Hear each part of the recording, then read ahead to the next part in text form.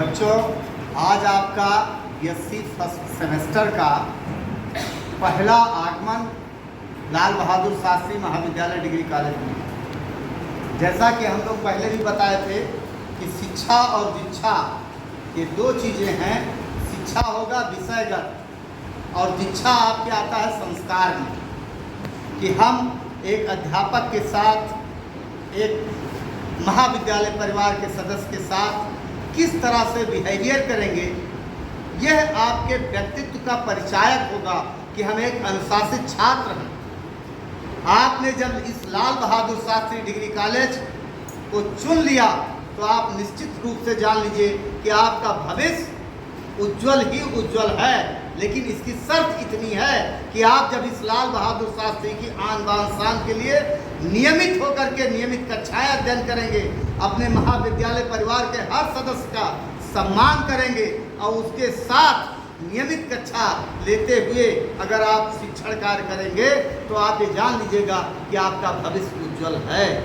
पहले भी बता दिया कि दीक्षा सबसे महत्वपूर्ण है, जिसको हम लोग संस्कार कहते हैं। विषयगत हमने आपको बताया कि हमारे आपके बीच में वनस्पति विज्ञान की मैडम डॉक्टर रेखा शर्मा जी उपस्थित हैं, आप सब इनको जानते हैं।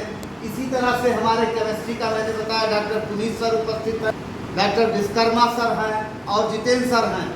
ये सारे आपको विषयगत ज्ञान देंगे और इस शिक्षा और संस्कार पे जितनी बातें की जाए कम है। विषयगत बात हम लोग करेंगे तो हम लोगों का सभी विभाग में सभी अध्यापक का एक एक दो दो टॉपिक महत्वपूर्ण है। उस टॉपिक को हम लोग देखेंगे। हर विषय अपने आप में महत्वपूर्ण है। तो और पूरे वर्ष भर आपको शिक्षा लेना है। इसी क्रम में मैं आपको बताने जा रहा हूँ कि हमारे पुलिस सर भी आपको कुछ चीज़ें बताएंगे। 2 दिनों में आपने नैतिकता के बारे में सीखा, संस्कार के बारे में सीखा, ठीक है, और बॉटनी और जूलॉजी के सब्जेक्ट के बारे में जाना। और तीसरा दिन जो है इंडक्शन प्रोग्राम का, जिसमें आप अपने तीसरे सब्जेक्ट के बारे में, केमिस्ट्री के बारे में समझेंगे। उसका सिलेबस क्या है, कौन सा टीचर कौन सा टॉपिक पढ़ाएगा, हर एक टॉपिक का क्या कंट्रीब्यूशन है, वो कितना इम्पोर्टेंट है, ठीक है। तो पार्ट 1 में आप पढ़ेंगे फंडामेंटल केमिस्ट्री, ठीक है। फंडामेंटल केमिस्ट्री का जो बेसिक केमिस्ट्री है, ठीक है, जो बेसिक पोर्सन है ऑर्गेनिक का, इनऑर्गेनिक का। जनरली ऑर्गेनिक इनऑर्गेनिक ही पढ़ना है, इसमें फिजिकल आपका नेक्स्ट सेमेस्टर में जाएगा, ठीक है। तो ऑर्गेनिक में बेसिकली आप जनरल ऑर्गेनिक केमिस्ट्री पढ़ेंगे और इनऑर्गेनिक में पीरियोडिसिटी, पीरियोडिक टेबल वगैरह के बारे में पढ़ेंगे। थोड़ा बहुत पोर्सन फिजिकल का है, जो करस्पॉन्डिंग टीचर जो भी होगा वो आपको बताएगा, ठीक है। ऑर्गेनिक में जो सबसे पहला जो सबसे बेसिक है वो क्या है, जनरल ऑर्गेनिक केमिस्ट्री, ठीक है, जिसमें आप बहुत सारे फील्ड इफेक्ट पढ़ते हैं, रेजोनेंस, हाइपर कन्जुगेशन, इनके बारे में। और दूसरा जो सबसे इंपॉर्टेंट पोर्सन है, तो थ्रू आउट द जब तक आप केमिस्ट्री पढ़ेंगे बहुत इंपॉर्टेंट रोल प्ले करेगा। और ये दूसरा आपका ऑर्गेनिक रिएक्शन मैकेनिज्म, कोई रिएक्टेंट कैसे रिएक्ट करते हैं, फिर कैसे वो प्रोडक्ट बनाते हैं। अभी तक आप ऐसे पढ़ गया, ये लिया रिएक्ट किया और ये प्रोडक्ट, इस रूट के थ्रू जो रिएक्टेंट रिएक्ट करके कौन सा इंटरमीडिएट बनाते हैं और कौन सा इंटरमीडिएट प्रोडक्ट में कन्वर्ट होता है ना, किससे मेजर प्रोडक्ट बनता है, किससे माइनर, उसकी मैकेनिज्म आप फर्स्ट टाइम आप पढ़ेंगे। तो उसका ये जो पोर्शन है ऑर्गेनिक रिएक्शन मैकेनिज्म, वो आपको बनता है, ठीक है, जिसमें आप होमोलिटिक एटोलिटिक फिक्शन पढ़ेंगे और उसके बाद फिर रिएक्शन इंटरमीडिएट पढ़ेंगे, जिसमें आप लिपिड रेडिकल्स हैं, कार्बोकैटायंस हैं, कार्बन आयंस हैं, बेंजाइम्स हैं, और फिर उसमें और कुछ जो है इलेक्ट्रोफाइल्स, न्यूक्लियोफाइल्स, इन सब के बारे में पढ़ेंगे। ये बेसिक पॉइंट्स हैं, इनके बिना आप ऑर्गेनिक केमिस्ट्री अंडरस्टैंड नहीं कर सकते, ठीक है। और नेक्स्ट पोर्शन जो उसका होगा स्टीरियो केमिस्ट्री, वो आपको सर पढ़ाएंगे। Thank you. आपके यहाँ जो केमिस्ट्री के हैं डॉक्टर डी विश्वकर्मा सर, वो भी कुछ आपको बताएंगे विषयगत। तो स्टूडेंट्स, हम आप लोगों को पीरियाडिक प्रॉपर्टीज़ ऑफ एटम पढ़ाने वाले हैं। देखिए, यहाँ पे जैसे किसी टॉपिक का कोई बेस होता है, ठीक है, तो जैसे आपके पास है ऑर्गेनिक, इनऑर्गेनिक और फिजिकल, 3 टॉपिक पढ़ने होते हैं केमिस्ट्री में। तो देखिए, सबका कुछ ना कुछ फंडामेंटल बेस होता है। जैसे बिल्डिंग का बेस न्यू है, ठीक है, वैसे हर टॉपिक का कोई बेस होता है। तो सबसे पहले आपको किसी टॉपिक को समझना है तो उसके बेस को समझना है। अब जब अगर आप बेस समझ जाते हैं उसका, तो फिर आपको कोई भी चीज़ आगे पढ़ने में बहुत ही आसानी होगी। लेकिन अगर आप बेसिक चीज़ें नहीं सीखे हैं तो आपको बीएससी जो first semester, second, third, fourth, fifth कितने भी सेमेस्टर आप आगे चले जाएंगे तो आपको हमेशा केमिस्ट्री रखनी पड़ेगी। तो आपको क्या करना है, सबसे पहले बेसिक चीज़ आपको क्लियर करना है। तो देखिए बेसिक चीज़ में क्या, इनऑर्गेनिक में आपका जो बेसिक चीज़ है वो है पीरियाडिक प्रॉपर्टीज़। अब आप पीरियाडिक प्रॉपर्टीज़ जानते हैं, पीरियाडिक प्रॉपर्टीज़ का मतलब पीरियाडिक टेबल आपने पढ़ा ही होगा, अभी क्लास में जब पढ़ाया जाएगा तो पढ़ाया जाएगा। पीरियाडिक प्रॉपर्टीज़ नाम से पता चल रहा है कि एक पीरियड और एक रेगुलर इंटरवल के बाद प्रॉपर्टीज़ का बदलना, ठीक है। तो अगर आप पीरियाडिक टेबल में क्या है कि जो एलिमेंट्स हैं उनका एक रेगुलर अरेंजमेंट है उनकी प्रॉपर्टीज़ के आधार पर। तो इसका मतलब अगर आप पीरियाडिक प्रॉपर्टी अच्छे से पढ़ लेते हैं तो आपको कोई भी, जैसे एस ब्लॉक एलिमेंट पढ़ना, पी ब्लॉक, आपको केमिस्ट्री पढ़ना क्या होता है, एलिमेंट क्या है, उनकी प्रॉपर्टीज़ क्या है, उनके कंपाउंड्स क्या है। तो कंपाउंड्स में आपको क्या है, उनकी प्रॉपर्टीज़ क्या है, वो है कैसे, कोई कंपाउंड एसिडिक है या बेसिक है, उनका नेचर क्या है। तो ये अगर आप प्रॉपर्टीज़ समझ जाएंगे तो फिर आगे जो है आपको कोई भी टॉपिक पढ़ना क्या हो जाएगा, आसान, मैकेनिज्म, है ना। तो एक आपका रिएक्शन मैकेनिज्म टॉपिक है। तो अगर आप इस सेमेस्टर में रिएक्शन मैकेनिज्म अच्छे से क्लियर करेंगे, तो रिएक्शन मैकेनिज्म आपने इंटर में पढ़ा होगा थोड़ा बहुत, है ना। रिएक्शन मैकेनिज्म जो है इंटर में आपने पढ़ा होगा, लेकिन आपको अभी इसके बारे में बहुत ज़्यादा जानकारी नहीं हो, ठीक है। अब यहाँ पे आपको जैसे इंटर वाली आप आदत नहीं रखेंगे, यहाँ पे आपको हर चीज़ स्टेप वाइज एनालिसिस या स्टडी करना। अब स्टेप वाइज में क्या होता है, रिएक्शन एक्चुअल में होता कैसे है, किस पाथ से कितने स्टेप्स में कैसे वो जाता है। रिएक्शन कई तरह के होते हैं, फ्री रेडिकल इंटरमीडिएट बन सकता है, कैटायन इंटरमीडिएट बन सकता है या एनायन इंटरमीडिएट बन सकता है। तो फिर रिएक्शन होता कैसे, है ना। तो आप ऑर्गेनिक केमिस्ट्री में सबसे जो इम्पोर्टेंट होगा आपका रिएक्शन मैकेनिज्म। तो आप रिएक्शन मैकेनिज्म अच्छे से खूब पढ़िए, उसके और टॉपिक तो आपको पढ़ना है, लेकिन ये दो टॉपिक आपके पूरे केमिस्ट्री में इसका यूज होगा, ठीक है।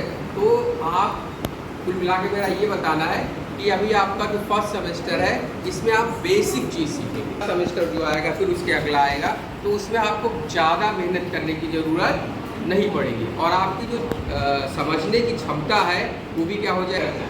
अब अप्लाई करना है तो आपको पहले तो बेसिक कॉन्सेप्ट होना चाहिए, फिर हमें उसे कैसे अप्लाई करना है, ठीक है। तो इन सब बातों को आपको ध्यान में रखना है, यानी पहले बेसिक को क्या करेंगे, अच्छे से समझ लेंगे, ठीक है। Thank you.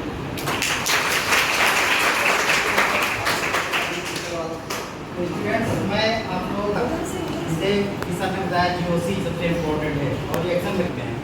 तो बेसिक रूल्स आपने इंटर में पढ़े होंगे, जैसे हाइपर कॉन्जुगेशन, इंडक्टिव इफेक्ट है, रिजोनेंस है, हाँ, ये सारी चीज़ें, एरोमेटिसिटी है, लोकलाइज और डीलोकलाइज क्या बॉन्ड होते हैं, ये सारी चीज़ें आपको इसमें पढ़नी है। तो कोई भी रिएक्शंस कराने से पहले, रिएक्शन मैकेनिज्म में कोई चीज़, जैसे रिएक्शन कोई भी हमें कंप्लीट कराना है तो उसमें कोई भी मॉलिक्यूल्स लेते हैं तो वो कितना ज़्यादा रिएक्टिव है या नहीं, उसमें लगे हुए ग्रुप्स पर डिसाइड करेगा। तो ये कैसे हमें पता चलेगा, ये ऐसे पता चलेगा जब हम फंडामेंटल रूल्स, बेसिक रूल्स हमें पता होंगे, ठीक है। तो बेसिक रूल्स हम जब पढ़ लेंगे तो उसके बाद में हम कोई रिएक्शन कंप्लीट करा सकते हैं in the presence of Regents, है ना, और सॉल्वेंट के प्रेजेंस में, ठीक। तो यही यूनिट हमें पढ़ाना है, recapitulation of basics of organic chemistry. इसमें जो कंप्यूटर का सब्जेक्ट रहा होगा था ना आप लोगों का, ठीक है ना। तो उसमें आप नॉर्मल चीज़ें पढ़े होंगे, जैसे सॉफ्टवेयर हार्डवेयर क्या होता है, आउटपुट इनपुट डिवाइसेस क्या होते हैं, कीबोर्ड क्या है, मॉनिटर क्या है, ठीक है ना। इसमें कुछ कॉम्प्लिकेशन भी है, जैसे आपको फॉर्ट्रान वगैरह या C++ पढ़े कि नहीं पढ़े, ठीक है ना। इसी चीज़ के बारे में आपको आगे स्टडी करना है। ये था कि वहाँ पे आपने बेसिक की स्टडी की है, यहाँ पे थोड़ा ब्रॉड नॉलेज, समझ रहे ना बात को। तो यहाँ पर आपको बस देखिए, मैं एक चीज़ सजेशन ये दूंगा कि आप लोग मैक्सिमम क्या करें, लैंग्वेज पे ध्यान दीजिए आप। यहाँ पे बहुत सारे बच्चे बैठे, मैं देखा हूँ कि जो यूपी बोर्ड के बच्चे हैं उनके लिए इंग्लिश बहुत ही कॉम्प्लिकेशन हो जाता है ना। अभी जैसा कि सर ने बोला कि रिजोनेंस क्या होता है, हाइपर कॉन्जुगेशन क्या होता है, उसकी मीनिंग ही नहीं पता है, तब तक मीनिंग नहीं क्लियर हो पाएगी, तब तक आप उसका मतलब नहीं निकाल पाएंगे। तो बेसिकली क्या करें, आप लैंग्वेज पे ध्यान दीजिए। जब आपका लैंग्वेज समझ में आएगा तो अपने आप उसकी डेफिनेशन क्या होती है, बेसिक्स क्या होती है, अपने आप पता चल जाएगा। और सबसे इंपॉर्टेंट बात यह है कि आप लोग अभी बेसिक पे ध्यान दीजिए। जब आप बेसिक साइड से सीख लेंगे, ठीक है ना। तो एक्सप्लेन करने में कोई भी टॉपिक है तो बहुत आसान हो जाता है। ठीक, इसमें आपको मेन रूप से क्या देखना है कि कंप्यूटर के बारे में आप बाइनरी सिस्टम क्या है, डेसिमल नंबर से कन्वर्ट करते हैं, ठीक है ना, इन सब का स्टडी करना तो इसी में आपको बताऊंगा, ठीक है ना। बाकी की बात आपको क्लास में होगा। हिंदुस्तान आन बान शान अखबार हिंदुस्तान के ब्यूरो चीफ माननीय शुक्ला जी हम लोगों के बीच में उपस्थित हैं। ये भी आपको कुछ ना कुछ ज्ञानवर्धक ही बताएंगे। मैंने बता दिया कि विषयगत साल भर और दीक्षा संस्कार केवल 2-3 दिन। इसी के बीच में आपके बीच में जो उपस्थित हैं पूरे अनुशासन व्यवस्था भौतिक विज्ञान के विभाग अध्यक्ष हैं और पूरे अवर विश्वविद्यालय के शिक्षक संख्या महामंत्री हैं प्रोफेसर जितेंद्र सिंह साहब। इनके भी विचारों को आपको जानना है। हम सब शिक्षक हैं, मैंने अभी आपको बता दिया। इस महाविद्यालय के परिवार के किसी सदस्य को आपको पहचानेंगे, एज ए विद्यार्थी आपका एक पहला मूल कर्तव्य है कि उसको यथोचित और भरपूर सम्मान प्रदान करें। किसी से भी अनुशासन यह संबंध ईश्वर से है। हम बराबर आपको प्रकाश देंगे, आप बराबर सम्मान दीजिए, आपका अच्छा भला होता रहेगा।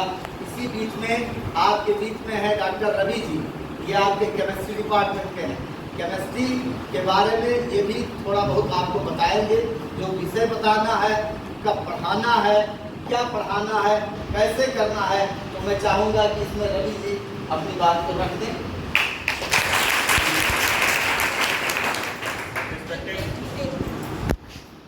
बच्चों, आपके केमिस्ट्री डिपार्टमेंट के रवि जी अपना उद्बोधन करने जा रहे हैं। उससे पहले मैंने इन्हें डिस्टर्ब किया क्योंकि मैं बताना चाहती हूँ कि आपकी पीएचडी IIT BHU से।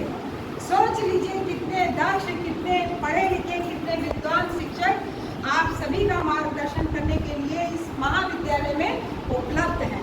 अब मैं चाहती हूँ कि आप इन बच्चों को अपनी केमिस्ट्री में क्या बताना है उसको बताएं। Respected Gurujans on the dais, my dear students of batch 23-24, I welcome you all to this LBS family.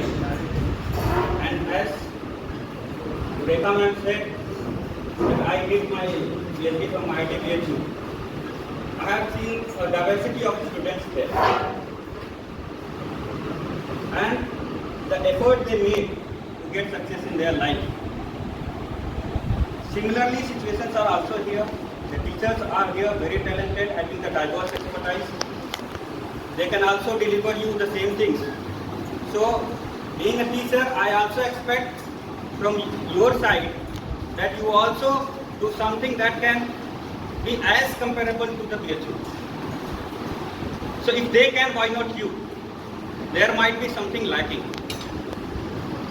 So from the day one, you plan out, as already sir has said, if you start doing hard work for the 6 years, upcoming 6 years, then it will be relief for your 60 years service. So make your goal very fine, because nowadays the competitions are very hard, right? Now hard work is not enough. Your work should have, whatever the hard work, it should have a magnitude as well as the direction. Means you need to do the smart work. Whatever you are doing, that should be proper planned manner. Then only you will get the success in your life.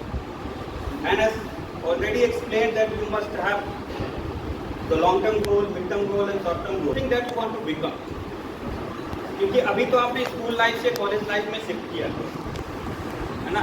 College life school life में क्या होता था कि वो notes लिखवा देते थे, you mug up an examination, वो कॉपी चेक कर रहे हैं अपने बनाया कि नहीं, कॉलेज आया, स्कूल में आया कि नहीं आया, ये सारी चीज़ें वो चेक करते थे। This things are not going to happen here. तो जो चीज़ें अभी टीचर सेंट्रिक होती थी स्कूल में, अब यहाँ पे क्या हो जाएगी, स्टूडेंट सेंट्रिक हो जाएगी। आपको खुद से एफर्ट डालना है पढ़ने के लिए। तो केवल नोट्स तक ना सीमित रहिए। हमारे यहाँ ई लाइब्रेरी की सुविधा है, सेंट्रल लाइब्रेरी भी है, तो वहाँ से किताबें लीजिए। अपना फंडामेंटल्स क्लास के बाद भी आप टीचर से कांटेक्ट करके वहाँ से क्वेश्चंस पूछिए उनसे और अपने कॉन्सेप्ट्स को क्लियर करिए। क्योंकि अभी आप क्लियर नहीं करिएगा तो फिर बाद में कोई टीचर आपको बताने वाला नहीं है। ठीक है, तो इसी के साथ मैं अपने शब्दों का विराम देता हूँ। बहुत बहुत धन्यवाद।